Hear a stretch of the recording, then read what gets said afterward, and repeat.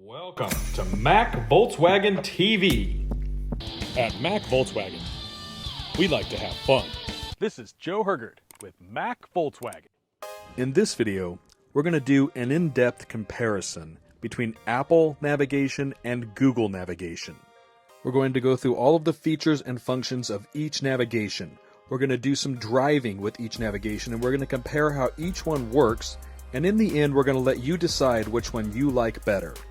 We're starting out at Mac Volkswagen in McMinnville, Oregon.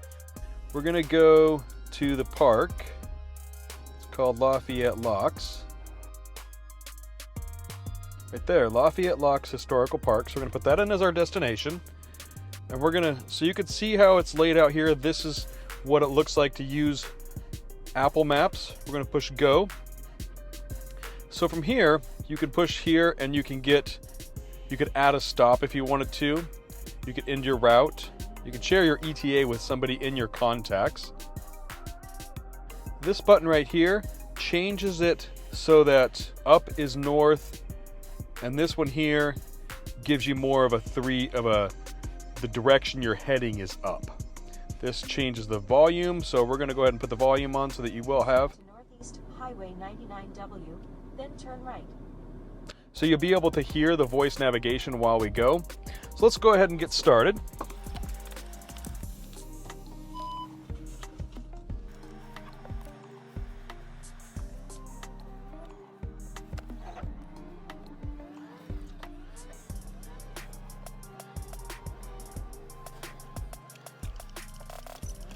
In 4 miles, turn right onto Southeast Locks Loop Road.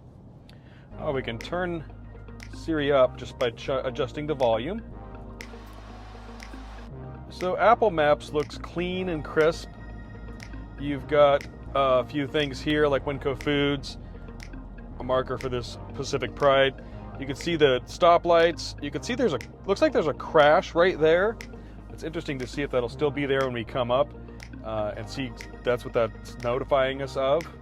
So it's telling us the speed limit is 40 miles per hour, 3.7 miles from our next right turn. We're going to arrive at 107. It's also telling us that we left something behind. You can see that my Apple tags are working well. So we're 9 minutes away and we're 4.8 miles away from our destination. If we push here, from here you could report an accident if you saw an accident right there, and then it would show up for everybody else who's using the maps. Shows you your phone battery right here. It shows you that you're getting 5G signal, time right there. It's giving you the name of that street. You can see where it says Northeast Doran Drive. It's the name of that street right there. Crash reported ahead on Northeast Highway 99W in half a mile. Yes. You're still on the fastest route. Telling us we're getting a crash. So this is a crash. So I think that crash is actually over there. I don't know if you can see it, but it's on the other highway. It's not even actually on our route. But if you can probably see that in the camera there.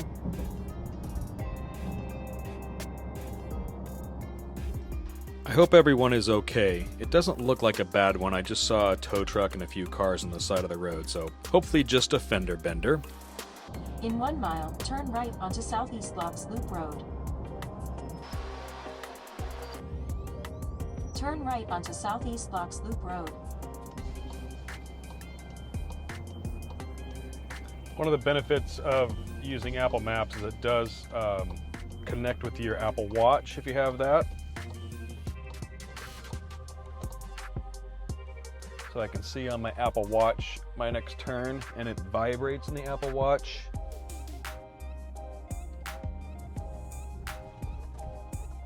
At the next stop sign, turn right.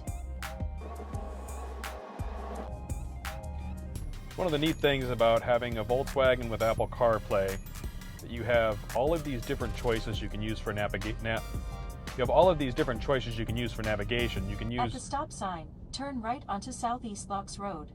you can use the car's primary navigation system that comes with Volkswagen. You can use Apple Maps like we are now. You can use Google Maps. And you can use Waze. There's probably even some more that I'm not thinking of that you could use. If you know of any more, put them down on the... In 3/4 of a mile, arrive at Lafayette Locks Historical Park. If you know of any more, put Put them down in the comments.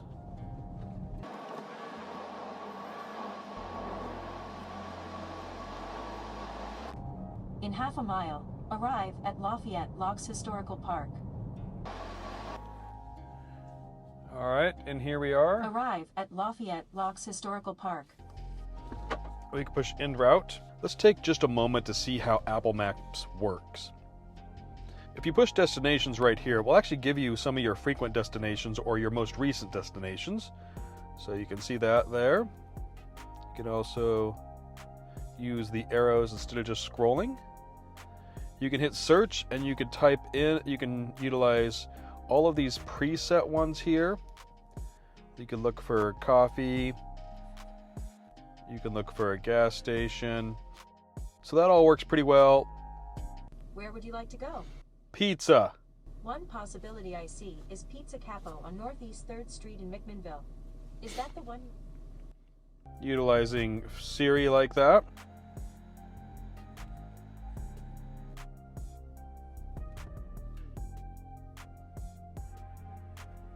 Starting route to McMinnville Volkswagen. So there's a full demonstration of Apple Maps. We're going to go ahead and switch to Google Maps now, and we're going to utilize that. So right now, right off the bat, we're greeted with Google Earth. You've got a full-on, you can see a satellite view of everything. It shows you where you are. So it looks really spectacular like that. Could be a bit busy for you though. The nice thing about Apple Maps is it's really simple. So there's not too much going on to get you distracted from the road. If we push here, we can get this just by tapping in the middle of the maps. We get search and we get settings. If we go to settings, we can actually turn off the satellite maps and make it kind of more like Apple Maps. It looks different, but it's simpler, so it's less distracting. I personally like the satellite maps, and we're going to go ahead and utilize it with satellite maps on just to make it very much different from Apple Maps. You can also see that there's some other things like route options here, and you've got map colors, which really just allows you to switch from day and night. I guess it wants me to pick a color, and then it goes back. You've also got having north, up, or utilizing the 3D, and I really like to utilize the 3D. You can turn the traffic off and on. I definitely want the traffic on. Then you've got the volume. You can change navigation volume with your car's controls, but only when navigation is speaking.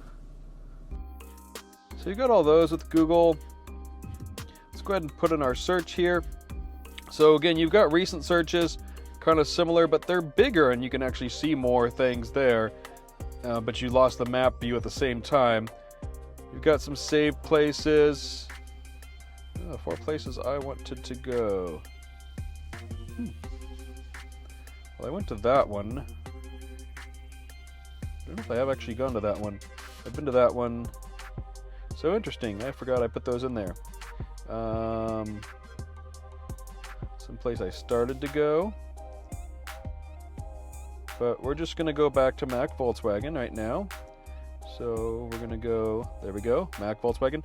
So it's actually titled in there as Mac Volkswagen. It's really easy like that. So now it tells us what time we're going to arrive, how long it's going to take us to get there, and how far away it is. We push start.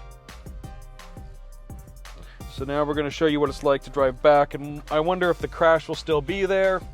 And if that'll give us, that'll do anything, if we'll be able to see the crash or not. And that'll still be there. Beautiful day out today.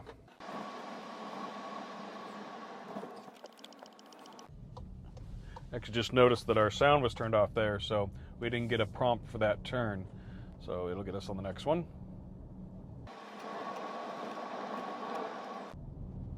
Turn left onto Oregon 99 West South 3rd Street.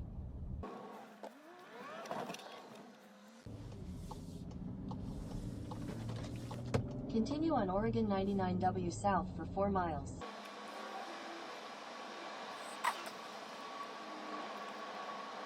All right, so we can see the difference roads there. You can see where Madison Street is green, meaning the traffic is good, but you can see those little parts of yellow and red where the traffic is stacked up, or where it's red where it's actually stopped. I just noticed that it says the speed limit is 25, but it's actually 20 through here, so that's also fascinating.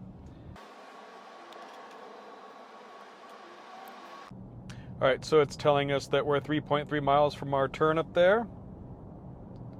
Just to see what it's like, we're going to actually veer from the route here, and just to give you an idea of what it does when it's rerouting and stuff.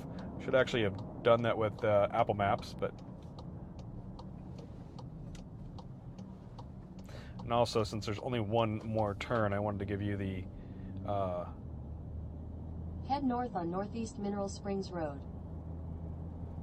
Continue on Northeast Mineral Springs Road for 3/4 of a mile. So there you go. Just wanted to give you a couple more turns so that you'd get an idea of what it does if you veer from the route, and what it looks like when it's rerouting. In 1/4 mile, make a U-turn.